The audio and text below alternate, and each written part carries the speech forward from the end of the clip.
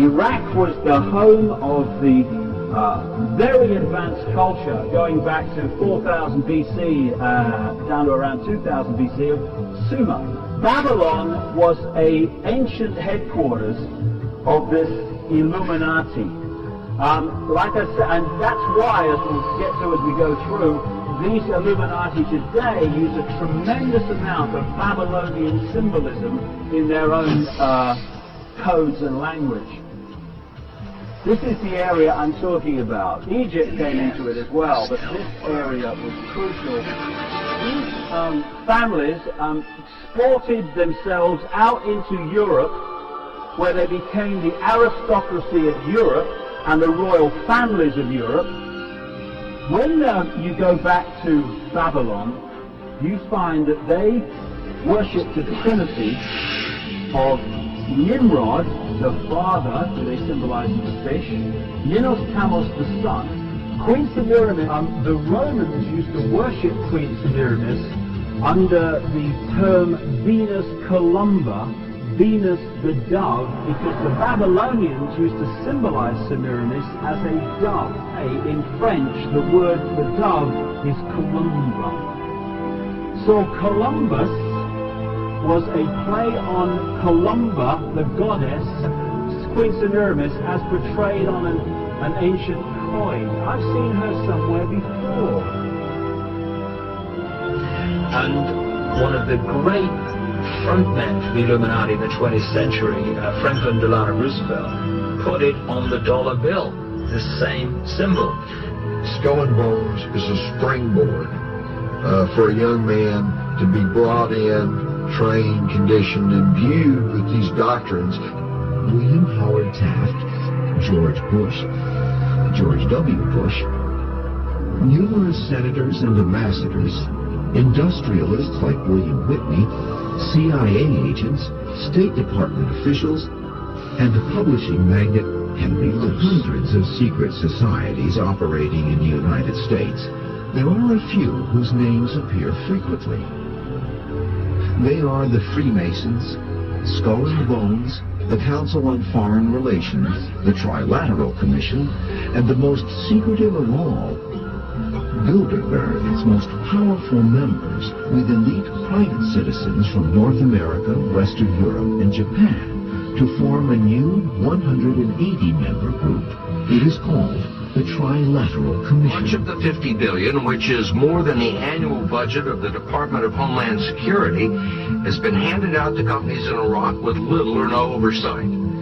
Billions of dollars are unaccounted for, and there are widespread allegations of waste, fraud, and war profiteering. What is at stake is more than one small country. It is a big idea, a new world order. And when it was in Rome, that's when we had the creation of the Roman Empire and the creation of the Roman Church that became Christianity as we know it. I just want to pick three secret societies up that were formed around the time of the Crusades. In the 1100s they were formed and through into the 1200s. One of them was called the Teutonic Knights. Another one, the Knights Hospitaller of St. John of Jerusalem. This crusade, one of the most massive, sweeping in history, was actually orchestrated by a secret brotherhood, the Priory of Sion and the Knights Templar. 19th century, artifacts and things were found, signs were found that the Templars had been under Temple Mount. Whatever, something changed very quickly after around 9 years, because a couple of these guys came back to France and started signing up these aristocratic families of Europe. They clearly knew something big time. The papacy declared these priory knights, these Knights Templar, of limitless power. By the 1300s, the Templars had grown too powerful. All across Europe, the Pope had declared the Knights Templar saint worshippers. Said God had charged him with cleansing the earth of these heretics. The plan went off like clockwork. The Templars were all but exterminated. The date was October 13th, 1307, Friday. Friday the 13th. And they went runabout. They almost certainly went to the Americas because the knowledge of the Americas existed and goes back a long way in the secret knowledge line. And very quickly they establish a membership roll of prestigious colonists. Of the 56 signatories of the American Declaration of Independence, 50 were known Freemasons, only one was known not to be. George Washington's first inauguration in 1789 was a Freemasonic ritual. Look at the pictures. A Freemason in Bavaria by the name of Adam Weishaupt forms a secret society known as the Order of the Illuminati. Charles Taze Russell, who created the Jehovah's Witness movement, along with others, Merovingian bloodline, buried under a pyramid in America. Charles Joseph Smith, who started the Mormon Church, which is an Illuminati front, big time in Salt Lake City, Merovingian bloodline. The guy who took it on, Brigham Young, Merovingian bloodline. The Book of Mormon says, and there's a quote here, that there was a blackness that came upon all the children of Canaan, that they were despised among all people. What does that mean?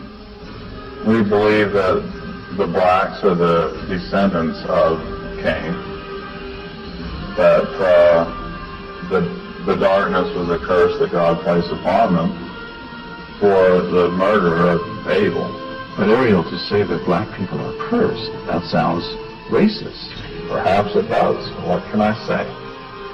I can't say things according to how one might interpret my response. I can't change the doctrines that Joseph Smith taught because those are unpopular today. Armed guards protect a secret meeting of the world's power elite. At Yale University, the scions of America's first families confess their sexual exploits from a gruesome coffin. In a smoke-filled room, a handful of power brokers manipulate the global economy. On May 14th, 1948, the state of Israel is reborn. Personally, I do not believe that the Bible addresses such issues as formation of the modern state of Israel. Interpret for me, please, this symbol, first thing that comes to mind, anybody. Hatred, racism. Yes, interesting. But they would disagree with you in Spain. There they are robes worn by priests. We still will not mix up with a bunch of black savages.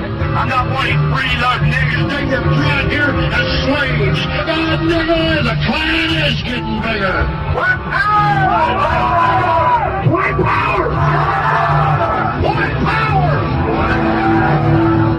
It symbolizes fascism, comes out of the Roman Empire, because these rods symbolize individuality tied together, ruled by the axe head here. You still don't get it, do you, boys? There ain't no countries anymore. No more good guys. They're running the whole show. They own everything, the whole goddamn planet. They can do whatever they want. What's wrong with having it good for a change? And they're going to let us have it good if we just help them. They're going to leave us alone. Let us make some money. You can have a little taste of that good life, too. Now, I know you want it. Hell, everybody does. You do it to your own kind. What's the threat? We all sell out every day. Might as well be on the winning team.